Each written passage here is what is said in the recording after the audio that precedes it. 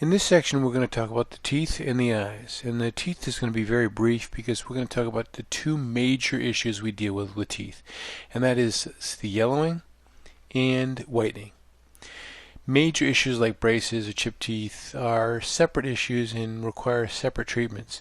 But for the most part, it's borrowing from one side of the mouth and replacing it with the other, paying attention to light details and things like that, of course, but flipping one body part to the other side of the body part. Basically, you can do essentially that. We'll see that even with the eyes, that we can flip things from left to right if we have got a good feature on the left and we want to replicate it to some degree on the right.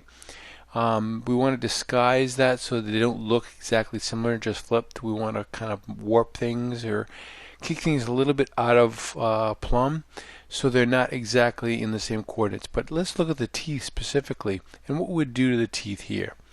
And typically we won't need to make a mask here simply because we don't have yellow tint anywhere in this picture.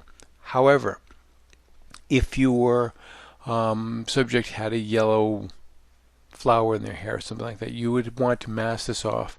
So we're gonna proceed with that in mind. So we're gonna get a brush and we're gonna go in and tap the Q key.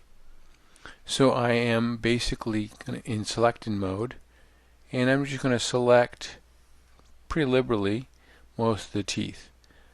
Now I know I'm not going to get much, if any, yellow in the lips, so this is not going to be a problem. Tap the Q key again. So I've got this selection, and I want to go to hue saturation. Now in hue saturation, I'm going to make sure that I take down the yellows. So I go to yellows, and I take the saturation down to about 60 to 70%.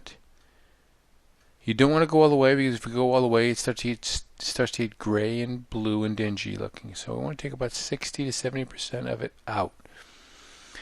And then when we're done with that, we can repurpose that selection by holding the command key down and clicking on that mask.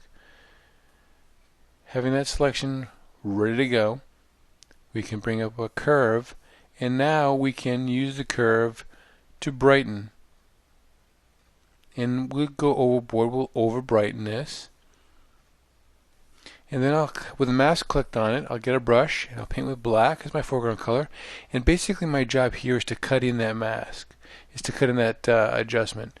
So I'm basically going around and I'm just painting it out of where it fell over the lips, because that tonal adjustment will start to spill. And once I've got that in place,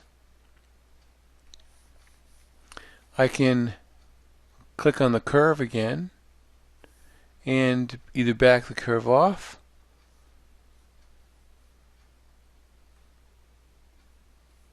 or drop the opacity back, either way.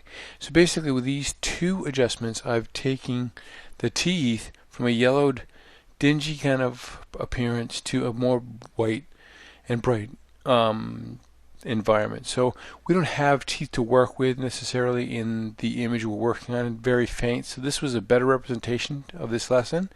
But this we have, and we set it up in these two adjustment layers for the reason of going back, and if the teeth are too bright, basically when I balance things out, I balance the eyes and the whiteness and the brightness of the eyes to the teeth to make sure that they're in concert.